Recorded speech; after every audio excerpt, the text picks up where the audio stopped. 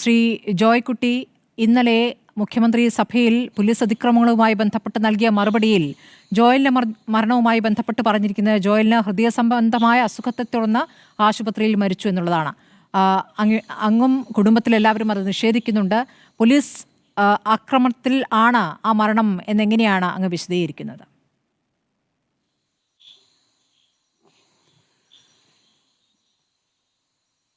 ആദ്യമായിട്ട് പറയട്ടെ, മുഖ്യമന്ത്രി പറഞ്ഞതിനകത്ത് ഞാൻ യോജിക്കുന്നില്ല. പോലീസ് എഴുതി കൊടുത്ത ഒരു റിപ്പോർട്ട് നിയമസഭയിൽ മുഖ്യമന്ത്രി വായിച്ചെന്ന് മാത്രമേ ഉള്ളൂ. എൻ്റെ കണ്ണുമുമ്പിലും എൻ്റെ സഹോദരിയുടെയും എൻ്റെ ഇളയ മകൻ്റെയും മുമ്പിലിട്ടാണ് അടൂർ പോലീസ് സ്റ്റേഷനിലിട്ട് ക്രൂരമായി മർദ്ദിച്ച് എൻ്റെ മകനെ. അതിന് ഞാൻ മുഖ്യമന്ത്രിക്ക് പരാതി കൊടുത്തിട്ട് 3 പ്രാവശ്യം പരാതി കൊടുത്തു. ആ പരാതിയുടെ അടിസ്ഥാനത്തിൽ താപ്പോട്ട് വന്ന പോലീസുകാർ മറുപടി മുഖ്യമന്ത്രിക്ക് കൊടുത്തത് വായിച്ചെന്ന് പറഞ്ഞിട്ട് കാര്യമില്ല. എൻ്റെ മകനാണ് നഷ്ടപ്പെട്ടിരിക്കുന്നത്. ഒരു 2020 ജനുവരി 1 വൈകിട്ട് 4:30 മണിക്ക് ഒരു വണ്ടി തട്ടി ഉരസ്യെ സംബന്ധിച്ച് അതിന് ഒരു പിന്നെ 2 വണ്ടികൾ തമ്മിലാണ്, അല്ലാതെ അവിടെ ഒരു പ്രശ്നം നടന്നില്ല. അവിടെ ഒരു അഗാധമായ പ്രശ്നങ്ങൾ ഒന്നും നടന്നില്ല. 2 കൂട്ടരെ എൻ്റെ മോനെ അത് ചോദ്യം ചെയ്തു. എന്തിനാ എൻ്റെ വണ്ടിയുടെ മുമ്പിൽ പുറകെ കൊണ്ട് തട്ടിയെന്ന് ചോദിച്ചതേ ഉള്ളൂ. അപ്പോഴാ ആ വണ്ടിക്കകത്തിരുന്നത് ഒരു പട്ടാളക്കാരനായിരുന്നെന്ന് അവനറിയില്ല. അവൻ ചോദ്യം ചെയ്തതിനകത്ത് ആ പട്ടാളക്കാരൻ അവനെ അടിച്ചു. അപ്പോൾ എൻ്റെ സഹോദരി അവിടെ ഉണ്ടായിരുന്നു, ഒരു ചെറിയ കച്ചവടമായിട്ട് അവിടെ ഉണ്ടായിരുന്നു. അപ്പോൾ അടിച്ചവർ 2ാമത്തെ അടിക്ക് എൻ്റെ സഹോദരി പറയുന്നുണ്ട് തൊട്ടുപോകരുതെന്ന് പറഞ്ഞു. അവിടെ നിന്ന് ഹോൺവാർഡ് പോലീസ് സ്റ്റേഷനിൽ വിളിച്ച് പറഞ്ഞ് എൻ്റെ മോൻ്റെ വണ്ടി മാത്രം കൊണ്ടുപോകാൻ മോനെയും കൊണ്ടുപോകാൻ തുടങ്ങിയപ്പോൾ അതല്ല 2 പേരെയും കൊണ്ടുപോകണമെന്ന് എൻ്റെ സഹോദരി പറഞ്ഞു. അങ്ങനെ 2 പേരെയും എൻ്റെ മകനെയും ആ പട്ടാളക്കാരൻ്റെ കാറും എൻ്റെ മോൻ്റെ കാറും ഈ സ്റ്റേഷനിൽ കൊണ്ടുവന്നു. അപ്പോൾ എൻ്റെ ഇളയ സഹോദരി എന്നെ വിളിച്ചിട്ട് പറഞ്ഞു ഇതുപോലെ മോനെ പോലീസ് സ്റ്റേഷനിൽ കൊണ്ടുപോകാൻ പറഞ്ഞു. അപ്പോൾ ശരി, ഞാൻ ഉടൻ തന്നെ ഞാനും എൻ്റെ ഇളയ മോനും കൂടെ അടൂർ പോലീസ് സ്റ്റേഷൻ ചെല്ലുമ്പോൾ അവൻ ആ ബെഞ്ചിൽ ഇരിപ്പുണ്ട്. നടന്ന സംഭവമാണ് ഞാൻ പറയുന്നത്. ആ ബെഞ്ചിലിരിക്കുന്നവന് ഞാൻ ഡ്യൂട്ടിയിലിരുന്ന പറവുകാരനായ പോലീസുകാരനോട് ചോദിച്ചു, സാറേ എന്താണ് കേസ്? പറഞ്ഞൊരു വണ്ടി ഉരസിയ കേസാണ്. ആ ഉരസിയ കേസിൽ ഇപ്പോൾ ഒരു പെറ്റി കൊടുത്ത് പറഞ്ഞു വിട്ടേക്കാമെന്ന് പറഞ്ഞു. ശരി സാറേ എന്ന് പറഞ്ഞു. അവിടെ ഞാൻ നിൽക്കുമ്പോഴാണ് ഈ ഡ്യൂട്ടിയിലിരിക്കുന്ന ആ പാറവുകാരൻ പോലീസുകാരൻ ഒരു ഫോൺ വരുന്നു. എന്നെ വിളിച്ചിട്ട് പറഞ്ഞു സിയെ വന്നിട്ട് വിടാൻ ഒക്കുള്ളൂ. ഓ ശരി സാറേ, ഞാൻ സിയെ വന്നിട്ട് അവൻ ശരിയാ വിട്ടാൽ മതി എന്ന് പറഞ്ഞു. ഞാനും അവിടെ നിന്ന്, എൻ്റെ സഹോദരി അവിടെ നിന്നു, എല്ലാവരും അവിടെ നിന്നു. ഈ പറയുന്ന അടൂരെ പ്രാദേശിക ഒരു നേതാവ് അർഷൻ എന്ന് പറഞ്ഞ ആ വ്യക്തിയെ എൻ്റെ സഹോദരി 4 പ്രാവശ്യം ഫോണിൽ വിളിച്ച് പറഞ്ഞു ഇതുപോലെ മോനെ കൊണ്ട്. അവരുടെ പാർട്ടിക്കാരായതുകൊണ്ടാണല്ലോ വിളിച്ച് പറഞ്ഞിട്ട് അപ്പോൾ വിളിച്ച് പറയാമെന്ന് പറഞ്ഞല്ലാതെ ഒരു നടപടി എടുത്തില്ല. അതിന് ശേഷം ഈ CA 7:30 മണിയായപ്പോൾ വന്നിട്ട് എൻ്റെ മകനെ ഇവിടെ ഊതടാന്ന് പറഞ്ഞു. അപ്പോൾ ഇവർ തമ്മിൽ നല്ല ഫേമസ് ഉള്ളത്, കാരണം പാർട്ടിക്കാരനായതുകൊണ്ട് ഈ പറയുന്ന സർക്കിളുമായിട്ട് നല്ല ബന്ധം ഉണ്ടായിരുന്നു. അത് വെച്ച് അവൻ എണ്ണിച്ച് വന്നിട്ട് പറഞ്ഞു സാറ് വന്നല്ലോ എന്ന് പറഞ്ഞു. അങ്ങനെ ഞങ്ങളെല്ലാം അവിടെ നിൽക്കുവാണ്. അപ്പോൾ ഈ CA ഊതടാന്ന് പറയുന്നു. അവൻ പറഞ്ഞു ഞാൻ മദ്യപിക്കുന്ന ഒരാളല്ല. ശരിയാണ്, എൻ്റെ മകൻ മദ്യപിക്കുന്നതിനല്ല, എനിക്കറിയാം. എൻ്റെ മകനെ അപ്പോൾ ഞാൻ വളർത്തിയത് എനിക്കറിയാതുകൊണ്ട് അവൻ മദ്യപിക്കുന്നതിനല്ലെന്ന് എനിക്കറിയാം. അവൻ ഒരു രാഷ്ട്രീയ പ്രവർത്തനമാണ്. ആദ്യം അവൻ SFIയിലായിരുന്നു, അത് കഴിഞ്ഞ് അവൻ DYFലായി. DYF അടൂരിലെ മേഖലാ സെക്രട്ടറി ആയാണ് അവന്. അവൻ പാവങ്ങൾക്ക് വേണ്ടിയും അല്ലെങ്കിൽ ഈ പാർട്ടിക്ക് വേണ്ടി ജീവിച്ച ഒരു വ്യക്തിയാണ്.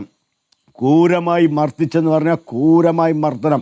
ഇതുവരെ മർദ്ദിച്ച് എൻ്റെ സഹോദരി സാറേ ഒന്നും ചെയ്യല്ലെന്ന് പറഞ്ഞപ്പോൾ അതിനെ വേറെ അമ്മാർ ഷൂ ഇട്ട് ചവിട്ടി അവിടെ മൂത്രം പോയി. അപ്പോൾ അവിടെ ഡ്യൂട്ടിക്കുണ്ടായിരുന്ന ഒരു സുജാത എന്ന് പറഞ്ഞ ഒരു ASI പറയുന്നു നിങ്ങൾ എന്തിനാണ് ഈ ക്രൂരത ചെയ്യുന്നതെന്ന് അവർ പറയുന്നുണ്ട്.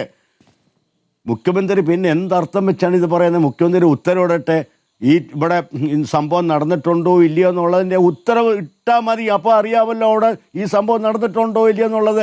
പിന്നെ ആരെയാണ് പേടിക്കുന്നത്? ഈ പറയുന്ന 16 വയസ്സ് മുതൽ ഇത് പോലീസ് സ്റ്റേഷനിൽ വെച്ചാണല്ലേ? CCTV ഒക്കെ ഉണ്ടാകും, CCTVയിൽ പതിഞ്ഞിട്ടുണ്ടാകും ഈ ദൃശ്യങ്ങൾ അല്ലേ? ഉണ്ടെന്ന് പറഞ്ഞാൽ ഉണ്ട്. നേരെ കയറി ചെല്ലുന്ന ഫ്രണ്ടിലാണ് ഈ സംഭവം നടന്നിരിക്കുന്നത്. എൻ്റെ മോനെ ഒരു റൂമിലും കൊണ്ടുപോയില്ല, യാതൊരിടത്തും കൊണ്ടുപോയില്ല. കയറി ചെല്ലുന്ന ഫ്രണ്ടിൽ ഈ ലോക്കപ്പ് ഉള്ള സ്ഥലത്ത് തന്നെയാണ് ഈ സംഭവം നടന്നിരിക്കുന്നത്. എന്നിട്ട് ഈ വിജു എന്ന് പറഞ്ഞ കടമ്പനാട്ടുകാരൻ പാണ്ഡ്യത്തെ വീട്ടുപേരുള്ള ആ വ്യക്തി ഇടിച്ച് എൻ്റെ മോനെ ഇടിക്ക് കണക്കും കയ്യിൽ, എന്നിട്ട് പിടിച്ച് സെല്ലിനകത്ത് എറിഞ്ഞ് അവൻ്റെ പല്ല് വരെ താഴെ വീണിട്ടുണ്ട്. പിന്നെ എന്ത് ചോദ്യം വെച്ചാണ് പറയുന്നത്? അതുപോലെ തന്നെ മുഖ്യമന്ത്രി പറയുന്നത് ഒറ്റപ്പെട്ട സംഭവമാണ്. ഈ അടൂർ ഒറ്റപ്പെട്ട സംഭവമല്ല നടന്നിരിക്കുന്നത്. ഈ സ്റ്റേഷനിൽ തന്നെ എൻ്റെ മോൻ്റെ ഇത് കഴിഞ്ഞതിന് ശേഷം ഒരു ആശ്മി എന്ന് പറഞ്ഞ ഒരു പയ്യനെ, അതും DYF പയ്യനാണ്, ആ പയ്യനെ അതിൻ്റെ അനിയനെയും കൂടെ അതിനകത്തിട്ട് ഇടിച്ച് നാശമാക്കി ബഹുമാനപ്പെട്ട അടൂർ കോടതി നേരിട്ട് കേസെടുത്ത സംഭവം ഉണ്ട് അതിനകത്ത്.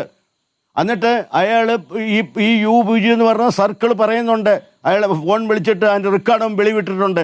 അത് പറയുന്നുണ്ട് എന്നെ രക്ഷിക്കണം, ഞാൻ നിരപരാധിയാണെന്ന് ആ UBG പറയുന്നു. എൻ്റെ മോൻ്റെ സംഭവം കഴിഞ്ഞിട്ട് പിറ്റേന്ന് രാവിലെ ഞങ്ങൾ കാർ എടുക്കാൻ ചെന്നപ്പോൾ, പിന്നെ ജാമ്യത്തിലെടുക്കാൻ ചെന്നപ്പോൾ എന്നെ എൻ്റെ മകനോട് വിളിച്ചിരുത്തി അയാളുടെ റൂമിൽ വിളിച്ചിരുത്തിയിട്ട് പറഞ്ഞു ഞാൻ നിരപരാധിയാണ്, എന്നെയും കൊണ്ട് ചെയ്യിപ്പിച്ചാന്ന്. ഞാൻ ചോദിച്ചു, സാറേ ഞാനും ഒരു സർക്കാർ ജീവനക്കാരനായിരുന്നു, നിങ്ങൾ പറയൂ ആരാന്നുള്ളത്. അപ്പോൾ പറഞ്ഞു ഞാൻ സർവീസിലിരിക്കുന്നതുകൊണ്ട് എനിക്ക് പറയാൻ പറ്റില്ല എന്ന് പറഞ്ഞു. സംഭവം നടന്ന് ഞാൻ ആർക്കൊക്കെ പരാതി കൊടുത്തു, ഞാൻ മുഖ്യമന്ത്രിക്ക് കൊടുത്തു, നിയമസഭയിൽ കൊടുത്തു, പിന്നെ AKG സെൻറ്ററിൽ കൊടുത്തു, ഇവിടെ പാർട്ടി ഓഫീസിൽ കൊടുത്തു, പത്തനംതിട്ട SP-ക്ക് കൊടുത്തു, മറുപടി കിട്ടിയില്ലേ? അതോടൊപ്പം മകൻ എപ്പോഴാണ് ആശുപത്രിയിൽ പ്രവേശിപ്പിച്ചത്? എനിക്ക് എല്ലാത്തിനും ഇവര് മറുപടി ആശുപത്രി പ്രവേശിച്ചതെന്ന് പറഞ്ഞാൽ അവന് നിരന്തരമായി അസുഖങ്ങളായിരുന്നു. ആ ഇടി കഴിഞ്ഞതിൻ്റെ പിറ്റേന്ന് മൂലം ചികിത്സ നടത്തിയിട്ടുണ്ട്. എത്ര ദിവസത്തിനകമാണ് ഈ മരണം സംഭവിക്കുന്നത്? എൻ്റെ കുഞ്ഞിന് എണ്ണിച്ച് നടക്കാൻ വയ്യാത്ത സ്ഥിതിയായിപ്പോയി. അങ്ങനെയാണ് ഈ മരണം സംഭവിക്കുന്നത്. അതും പോട്ടെ, മരണം സംഭവിച്ചു കഴിഞ്ഞതിന് ശേഷം പിന്നെ കോട്ടയം മെഡിക്കൽ ഞാൻ പിന്നെ ഇദ്ദേഹത്തിന് പരാതി കൊടുത്ത്, പിന്നെ RDOയ്ക്ക് പരാതി കൊടുത്ത് RDO വന്നതിന് ശേഷമാണ്, അതിൻ്റെ റെക്കോർഡ് തന്നതിന് ശേഷമാണ് ഞാൻ കോട്ടയത്തിലേക്ക് ആശുപത്രി വിട്ടത്. കോട്ടയം മെഡിക്കൽ കോളേജിൽ ഞാൻ എന്നോട് പോലും ചോദിക്കാതെ പോസ്റ്റ്മോർട്ടം നടത്തിയിട്ട് അവിടെ നിന്നൊരു പോലീസുകാരൻ പറയാം അറ്റാക്കായിരുന്നു, സൈലൻ്റ് അറ്റാക്കാന്ന്. ഈ പോലീസുകാരൻ എങ്ങനെ അറിയാം സൈലൻ്റ് അറ്റാക്കാന്ന്? ഡോക്ടറാണെന്നോ ഈ പോലീസുകാരൻ? എന്നോട് ചോദിച്ച ഒരു പിതാവിനോട് ചോദിച്ചതാണ്. ആ പോലീസുകാരൻ പറയാണ് അയാൾ ഡോക്ടറാണോ, അയാൾ പോലീസ് ജോലിയല്ലേ അയാൾ ചെയ്യേണ്ടത്?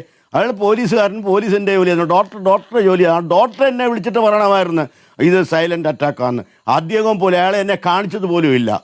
എന്നിട്ട് എനിക്ക് ബോഡി തന്നു, ഞാൻ കൊണ്ടുവന്നു. ഇവിടെ കൊണ്ടുവന്നപ്പോൾ പാർട്ടി ഇപ്പം ഒരു ചാനലിൽ ഇരുന്നുകൊണ്ട് ഈ ഇവിടുത്തെ പ്രാദേശിക നേതാവായ മനോജ് എന്ന് പറഞ്ഞ പാർട്ടിയുടെ ഒരു നേതാവ് പറയുന്നു എൻ്റെ മോൻ 2013 പാർട്ടിയിൽ നിന്ന് പുറത്ത് കളഞ്ഞ ആളാന്ന്. ഈ പാർട്ടിയിൽ നിന്ന് പുറത്ത് കളഞ്ഞ ഒരു വ്യക്തി 2020 മെയ് മാസം 22-ാം തീയതി മരിക്കുമ്പോൾ ഇവരുടെ പാർട്ടി ചിഹ്നമുള്ള പതാക പുതപ്പിച്ച് എന്തിന്? അതാണ് എൻ്റെ ചോദ്യം. എന്തിന്? പിന്നെ വലിയ പോസ്റ്റ് എന്തിനാ അവർ അവിടെ അടൂർ വെച്ചെന്തിനാ? ആതിരാഞ്ചിൽ വെച്ച് DYF അടൂർ മേഖലാ സെക്രട്ടറി എന്ന് പറഞ്ഞ് എന്തിനെഴുതി വെച്ചു ഇവൻ? എന്നിട്ട് എന്തിനും ഇവർ ഈങ്കലാ വിളിച്ചു അവിടെ ഈ മരണ സമയത്ത്. അപ്പം ഞങ്ങളുടെ പിന്നെ മാതാപിതാക്കളെയും അതിൻ്റെ അനുജനെയും അവിടെ വന്ന ജനങ്ങളെയും കണ്ണി പൊടിയിടാൻ വേണ്ടിയാണ് ഈ CPM പാർട്ടികൾ നടത്തിയിരിക്കുന്നത്. അതാണ് ഞാൻ ചോദിക്കുന്നത്. അവൻ പാർട്ടിക്ക് വേണ്ടി ജീവിച്ച ഒരു വ്യക്തി, പിന്നെന്തിനാണ് ഇവരിതിങ്ങനെ ചെയ്തത്? അപ്പം മുഖ്യമന്ത്രി എന്തുകൊണ്ട് ഇത് ചെയ്തുകൂടാം, ഉത്തരവിട്ടുകൂടാം? അതാണ് എൻ്റെ ചോദ്യം. മുഖ്യമന്ത്രി ഉത്തരവിട്. എനിക്ക് വിഷൽ തരട്ടെ, ഞാൻ വികരാശം വെച്ചിരിക്കുകയാണ്, എനിക്ക് തരട്ടെ അവരെ. ഞാൻ എത്ര പ്രാവശ്യം ചോദിച്ചു, 3-4 പ്രാവശ്യം ഞാൻ വികരാശം ചോദിച്ചു, ഇവരെനിക്ക് തന്നില്ല. ഇപ്പോഴും ഞാൻ വീണ്ടും വെച്ചിരിക്കുകയാണ്.